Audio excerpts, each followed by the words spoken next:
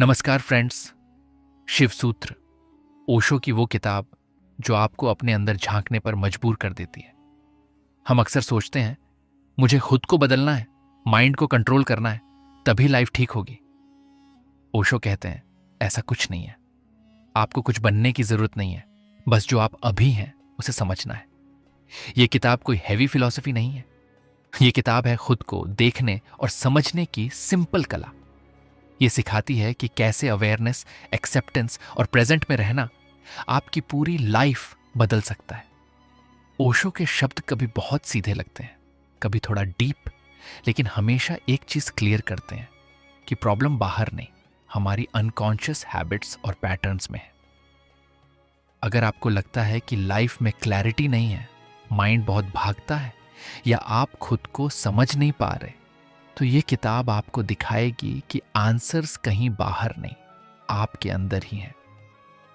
ये किताब एक ऐसी गाइड है जो आपको सिखाती है खुद को जानना, हर पल में रहना और धीरे धीरे बिना फोर्स के अंदर से बदलना। इस बुक का पहला लेसन है खुद को जानना ही असली रास्ता है। जब कहा जाता है खुद को जानना ही असली रास्ता है, तो इसका मतलब ये नहीं है कि आप कुछ नया बनना है, बल्कि ये समझना है कि आप अभी क्या हैं। सीधी भाषा में बोले तो हम ज्यादातर टाइम ऑटो मोड में जी रहे होते हैं। जैसे किसी ने कुछ बोल दिया और हम तुरंत रिएक्ट कर देते हैं बिना सोचे। साइकोलॉजी में इसे ऑटोमेटिक बिहेवियर या कंडीशनिंग कहते हैं। मतलब आपकी रिएक्शंस पहले से प्रोग्राम्ड है। ओशो इसमें एक सिंपल बात कहते हैं, पहले देखो तुम क्या कर रहे हो, क्यों कर रहे हो। यही देखने की प्रोसेस को साइकोलॉजी में सेल्फ अवेयरनेस कहते हैं। अब एक रियल लाइफ सिचुएशन से समझते हैं। मान लीजिए आप ऑफिस या कॉलेज में हैं और किसी ने आपको क्रिटिसाइज कर दिया, तुमने ये काम ठीक से नहीं किया। अभी नॉर्मली क्या होता है, आपको तुरंत गुस्सा आता है या अंदर से हर्ट फील होता है। आप डिफेंड करने लगते हो या मन में उस इंसान के लिए नेगेटिविटी आ जाती है। ये जो इंस्टेंट रिएक्शन है, ये एक्चुअली आपका आप नहीं है। ये आपकी पुरानी कंडीशनिंग है, पास्ट एक्सपीरियंसेस, ईगो, इनसिक्योरिटी। अब यहां खुद को जानना कैसे काम आता है? अगर आप उसी मोमेंट में थोड़ा रुक कर ऑब्जर्व करें, अभी मुझे गुस्सा आ रहा है, क्यों? क्या मुझे डर है कि लोग मुझे इनकेपेबल समझेंगे? तो आप अपने अंदर के पैटर्न को देखना शुरू कर देते हैं। साइकोलॉजी में इसे मेटा कॉग्निशन कहते हैं, मतलब अपने थॉट्स को देखना। ओशो इसी को बहुत सिंपल तरीके से समझाते हैं। वो कहते हैं रिएक्शन मत बनो, वॉचर बनो। एक छोटा सा एग्जाम्पल लेते हैं किताब की वाइब से। ओशो बार बार कहते हैं कि इंसान खुद को रोल्स में खो देता है। कभी वो गुड बॉय, कभी सक्सेसफुल पर्सन, कभी स्ट्रॉन्ग पर्सन बनता है। लेकिन असली आप इन रोल्स से अलग हो। जैसे आप सोचते हो मुझे हमेशा परफेक्ट होना चाहिए। ये एक बिलीफ सिस्टम है, साइकोलॉजी टर्म, जो आपने सोसाइटी से सीखा है। जब कोई उस इमेज को चैलेंज करता है तो आपको पेन होता है। अगर आप खुद को जानने लगते हो तो आपको दिखेगा, अच्छा मैं परफेक्ट बनने की कोशिश कर रहा हूं, इसीलिए मुझे स्ट्रेस हो रहा है। बस ये देखना ही चेंज शुरू कर देता है। अब प्रैक्टिकल साइड भी यहीं से आता है। कोई अलग टेक्निक की जरूरत नहीं है। जैसे उसी सिचुएशन में क्रिटिसिज्म वाली, आप ये ट्राई कर सकते हो। जब कोई कुछ बोले, तुरंत जवाब देने से पहले 5 से 10 सेकंड रुक जाओ। बस नोटिस करो बॉडी में क्या हो रहा है, हार्ट फास्ट, टेंशन, हीट। ये जो बॉडी अवेयरनेस है, इसे साइकोलॉजी में माइंडफुलनेस कहते हैं। फिर खुद से सॉफ्टली पूछो, मैं रिएक्ट कर रहा हूं या समझकर रिप्लाई दूंगा? धीरे धीरे आप देखोगे कि आप ऑटोमेटिक रिएक्शन से बाहर आने लगे हो। एक और डेली लाइफ एग्जाम्पल मान लो, आप सोशल मीडिया स्क्रॉल कर रहे हो और सडनली आपको लगे, यार मेरी लाइफ तो बोरिंग है। ये कंपैरिजन आया। ये साइकोलॉजी में सोशल कंपैरिजन बायस है। अब नॉर्मली आप या तो दुखी हो जाओगे या और ज्यादा स्क्रॉल करोगे। लेकिन अगर आपने खुद को जानना शुरू कर दिया है तो आप पकड़ लोगे, अच्छा ये फीलिंग कंपैरिजन से आ रही है, रियलिटी से नहीं। बस ये समझते ही उसका इफेक्ट कम हो जाएगा। तो शॉर्ट में खुद को जानना, कोई हैवी स्पिरिचुअल कॉन्सेप्ट नहीं है। ये बस इतना है कि आप अपने अंदर जो चल रहा है उसे ऑनेस्टली देखना शुरू कर दो, बिना जज किए। और जब आप देखना सीख जाते हो तो धीरे धीरे आप अपने रिएक्शंस के गुलाम नहीं रहते, बल्कि आप खुद अपनी लाइफ को समझकर जीने लगते हो। यही असली फ्रीडम है, और ओशो इसी को बार बार पॉइंट करते हैं। कमेंट करके जरूर बताइए वीडियो कैसी लगी। इस बुक का दूसरा लेसन है, जो है उसे एक्सेप्ट करो। जब कहा जाता है जो है उसे एक्सेप्ट करो, इसका मतलब ये नहीं है कि लाइफ में कुछ चेंज ही मत करो, बल्कि पहले ये समझो कि इस वक्त रियलिटी क्या है और उससे लड़ना बंद करो। हम ज्यादातर टाइम क्या करते हैं, जो हो रहा है उससे अंदर ही अंदर रेजिस्ट करते रहते हैं। ऐसा नहीं होना चाहिए था, मेरे साथ ही क्यों, ये गलत है। साइकोलॉजी में इसे रेजिस्टेंस या डिनायल कहते हैं। मतलब रियलिटी को एक्सेप्ट करने के बजाय हम उसे पुश करते रहते हैं। प्रॉब्लम यह है कि सिचुएशन से ज्यादा दुख हमें यह रेजिस्टेंस देता है। एक सिंपल रियल लाइफ सिचुएशन लेते हैं। मान लीजिए आपका एग्जाम अच्छा नहीं गया। अब दो तरीके हैं। पहला, आप सोचते रहो यार ये तो नहीं होना चाहिए था, मैं लूजर हूं। आप खुद को ब्लेम करते रहो, स्ट्रेस लेते रहो। यहां आप रियलिटी को एक्सेप्ट नहीं कर रहे, आप उससे लड़ रहे हो और उसी से एंग्जाइटी बढ़ रही है। साइकोलॉजी में इसे रूमिनेशन कहते हैं, मतलब एक ही नेगेटिव थॉट को बार बार घुमाना। दूसरा तरीका, आप थोड़ा रुक कर ऑनेस्टली बोलो, ठीक है इस बार एग्जाम खराब गया है, ये फैक्ट है। बस ये बोलते ही अंदर थोड़ा हल्का लगेगा। ये जो मोमेंट है इसे साइकोलॉजी में रैडिकल एक्सेप्टेंस कहते हैं, मतलब बिना ड्रामा के रियलिटी को मान लेना। अब इंटरेस्टिंग चीज ये है, जब आप एक्सेप्ट कर लेते हो तब आपका माइंड क्लियर होता है। अब आप काल्मली सोच पाते हो कहां गलती हुई, अगली बार क्या चेंज करना है। यानी एक्सेप्टेंस आपको वीक नहीं बनाता, वो एक्चुअली आपको क्लियर और प्रैक्टिकल बनाता है। ओशो इसको बहुत सिंपल तरीके से समझाते हैं। वो कहते हैं जिस चीज से तुम लड़ते हो वो और स्ट्रांग हो जाती है। जैसे अगर आप दुख को पुश करोगे, मुझे दुखी नहीं होना चाहिए, तो वो और बढ़ेगा। लेकिन अगर आप खुद से बोलो हाँ अभी मैं दुखी हूं और ये ठीक है, तो धीरे धीरे उसका होल्ड कम होने लगता है। ये साइकोलॉजी में इमोशनल एक्सेप्टेंस कहलाता है। एक डेली लाइफ एग्जाम्पल और लेते हैं। मान लो किसी क्लोज इंसान ने आपको हर्ट कर दिया। अब यूजुअली क्या होता है, आप अंदर ही अंदर सोचते हो उसने ऐसा कैसे कर दिया, उसे ऐसा नहीं करना चाहिए था। आप उस मोमेंट को बार बार रिप्ले करते हो। ये फिर वही रेजिस्टेंस प्लस रूमिनेशन है। अब अगर आप एक्सेप्टेंस अप्लाई करते हो तो आप खुद से बोलते हो ठीक है उसने ऐसा किया, मुझे बुरा लगा, ये नेचुरल है। बस ये मानते ही अंदर का प्रेशर थोड़ा कम हो जाता है।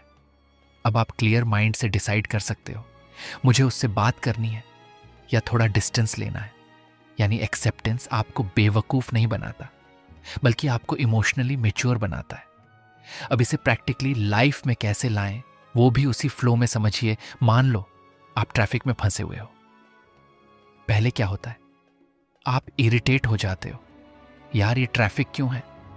लेकिन अगर आप थोड़ा ऑब्जर्व करो, ठीक है अभी ट्रैफिक है, मैं इसे कंट्रोल नहीं कर सकता। बस ये एक्सेप्ट करते ही फ्रस्ट्रेशन हाफ हो जाता है।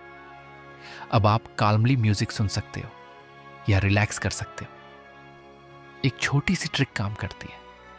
जब भी कुछ रॉन्ग लगे, अंदर ही अंदर बोलो ठीक है अभी ऐसा ही है। ये सेंटेंस सिंपल है लेकिन पावरफुल है। इससे आपका माइंड फाइट मोड से निकलकर अंडरस्टैंडिंग मोड में आ जाता है। तो सिंपल भाषा में एक्सेप्टेंस का मतलब हार मानना नहीं है। ये बस पहला स्टेप है क्लियर देखने का। जब आप रियलिटी को बिना फाइट किए देख लेते हो, तभी आप सही तरीके से उसे चेंज भी कर सकते हो। और यही बात ओशो बार बार इनडायरेक्टली समझाते हैं। पहले एक्सेप्ट करो, फिर ट्रांसफॉर्म अपने आप शुरू होगा। अगर आपको यह समरी अच्छी लग रही है तो वीडियो को लाइक, शेयर एंड सब्सक्राइब जरूर करें। इस बुक का तीसरा लेसन है माइंड को कंट्रोल नहीं, ऑब्जर्व करो। जब कहा जाता है माइंड को कंट्रोल मत करो, ऑब्जर्व करो, तो ये थोड़ा उल्टा लगता है, क्योंकि हमें बचपन से यही सिखाया गया है कि अपने थॉट्स को कंट्रोल करो। लेकिन प्रैक्टिकल में क्या होता है, जितना आप कंट्रोल करने की कोशिश करते हो, माइंड उतना ही भागता है। जैसे ही आप सोचते हो मुझे ये नहीं सोचना, वही थॉट बार बार आने लगता है। साइकोलॉजी में इसे थॉट सप्रेशन इफेक्ट कहते हैं। मतलब जिसे आप दबाते हो वो और स्ट्रांग होकर वापस आता है। अब एक सिंपल सिचुएशन लेते हैं। मान लो आप रात को सोने जा रहे हो और सडनली दिमाग में कोई टेंशन वाली बात आ जाती है, एग्जाम, पैसे, रिलेशनशिप, कुछ भी। अब आप कोशिश करते हो बस सोचना बंद करो, मुझे सोना है। लेकिन होता क्या है, थॉट्स और तेज हो जाते हैं। यहीं पर ओशो का पॉइंट काम आता है। वो कहते हैं माइंड से लड़ो मत, उसे देखो। मतलब कंट्रोल करने की जगह आप बस ऑब्जर्व करो कि दिमाग क्या कर रहा है। अब वही सिचुएशन को ऑब्जर्व करके देखते हैं। आप लेटे हो, थॉट आया, कल का काम कैसे होगा। अब कंट्रोल करने की बजाय आप साइलेंटली नोटिस करते हो, अच्छा ये थॉट आया है, अब ये फ्यूचर की चिंता कर रहा है। बस इतना ही, कोई फाइट नहीं, कोई जजमेंट नहीं। साइकोलॉजी में इसे कॉग्निटिव डिफ्यूजन कहते हैं। मतलब आप थॉट से थोड़ा डिस्टेंस बना लेते हो। आप थॉट नहीं हो, आप उसे देख रहे हो। धीरे धीरे क्या होता है, आपको रियलाइज होता है कि थॉट्स अपने आप आ रहे हैं और जा रहे हैं, आप उन्हें बना नहीं रहे। ओशो इसी को कहते हैं तुम माइंड नहीं हो, तुम उसके विटनेस हो। एक रियल लाइफ एग्जाम्पल लेते हैं। मान लो किसी ने आपको इग्नोर कर दिया। अब माइंड तुरंत स्टोरी बनाता है, शायद वो मुझे पसंद नहीं करता, मैं इंपॉर्टेंट नहीं हूं। अब अगर आप कंट्रोल करने जाओ, नहीं नहीं मुझे ऐसा नहीं सोचना चाहिए, तो अंदर कॉन्फ्लिक्ट शुरू हो जाएगा। लेकिन अगर आप ऑब्जर्व करते हो, अच्छा माइंड अभी असम्पशन बना रहा है, ये इनसिक्योरिटी से थॉट आ रहा है, तो सडनली क्लैरिटी आ जाती है। साइकोलॉजी में इसे मेटाकॉग्निटिव अवेयरनेस कहते हैं। मतलब आप अपने सोचने के तरीके को देख पा रहे हो। अब आप उस थॉट के हिसाब से रिएक्ट नहीं करोगे। एक और डेली एग्जाम्पल, आप पढ़ाई करने बैठे हो और माइंड बोलता है यार थोड़ा फोन देख लेते हैं। अब यूजुअली दो चीज होती हैं, या तो आप खुद को फोर्स करते हो और इरिटेट हो जाते हो, या फिर हार मानकर फोन उठा लेते हो। लेकिन अगर आप ऑब्जर्व करते हो, अच्छा माइंड डिस्ट्रैक्शन ढूंढ रहा है, शायद मैं बोर्ड हूं या टायर्ड हूं, तो सडनली आपके पास चॉइस आ जाती है। आप डिसाइड कर सकते हो ठीक है 5 मिनट ब्रेक लेता हूं या थोड़ा पुश करता हूं। यानी आप स्लेव नहीं रहे माइंड के। अब इसे प्रैक्टिकली कैसे यूज करें, वो भी सिंपल तरीके से। जब भी माइंड में थॉट्स तेज चलें, आप बस एक छोटा सा स्टेप लें। अपने थॉट्स को ऐसे देखो जैसे कोई मूवी चल रही है। जैसे अब ये डर वाला सीन चल रहा है, अब ये ओवर थिंकिंग वाला सीन है, बस लेबल कर दो। साइकोलॉजी में इसे लेबलिंग टेक्निक कहते हैं और इससे थॉट्स की इंटेंसिटी कम हो जाती है। एक और छोटी ट्रिक, दिन में कभी कभी 1 से 2 मिनट के लिए रुक कर बस ये नोटिस करो, अभी मेरे दिमाग में क्या चल रहा है। कोई चेंज करने की कोशिश मत करो। धीरे धीरे आपको पैटर्न दिखने लगेंगे। आप कब ज्यादा सोचते हो, किस चीज पर ट्रिगर होते हो। कमेंट करके जरूर बताइए वीडियो कैसी लगी। इस बुक का चौथा लेसन है, हर पल में फुली प्रेजेंट रहो। जब कहा जाता है हर पल में फुली प्रेजेंट रहो, इसका मतलब बहुत सिंपल है, जो अभी चल रहा है उसी में पूरा ध्यान हो, न पास्ट में न फ्यूचर में। लेकिन ऑनेस्टली बोलें तो हमारा माइंड ज्यादातर टाइम कहाँ रहता है, या तो हम पास्ट की बातें रिपीट करते रहते हैं, ऐसा क्यों हुआ, या फ्यूचर की चिंता, कल क्या होगा। साइकोलॉजी में इसे माइंड वॉन्डरिंग कहते हैं। मतलब माइंड करंट मोमेंट से हटकर कहीं और घूम रहा होता है। और रिसर्च ये भी कहती है कि जब माइंड वॉन्डर करता है तब हम ज्यादा अनहैप्पी फील करते हैं। अब एक सिंपल डेली लाइफ सिचुएशन लेते हैं। मान लीजिए आप खाना खा रहे हो, लेकिन साथ में क्या कर रहे हो, फोन स्क्रॉल कर रहे हो, रील्स देख रहे हो, या किसी टेंशन के बारे में सोच रहे हो। अब टेक्निकली आप खाना खा रहे हो, लेकिन आप वहां प्रेजेंट नहीं हो। इसको साइकोलॉजी में ऑटोमेटिक लिविंग या एब्सेंट माइंडेडनेस कहते हैं। अगर आपको यह समरी अच्छी लग रही है तो वीडियो को लाइक, शेयर एंड सब्सक्राइब जरूर करें इस बुक का 5वां लेसन है अवेयरनेस ही असली ट्रांसफॉर्मेशन है। जब कहा जाता है अवेयरनेस ही असली ट्रांसफॉर्मेशन है, ये थोड़ा डीप लगता है, लेकिन एक्चुअली बहुत सिंपल चीज है। सीधी भाषा में आपको खुद को बदलने के लिए ज्यादा फाइट करने की जरूरत नहीं है। बस आपको क्लियर देखना शुरू करना है कि आप क्या कर रहे हो। क्योंकि नॉर्मली हम क्या करते हैं, हम डायरेक्टली चेंज करने कूद जाते हैं। मुझे गुस्सा नहीं करना, मुझे डिसिप्लिन बनना है, मुझे ओवर थिंकिंग बंद करनी है। लेकिन ये सब फोर्स होता है और ज्यादा दिन टिकता नहीं।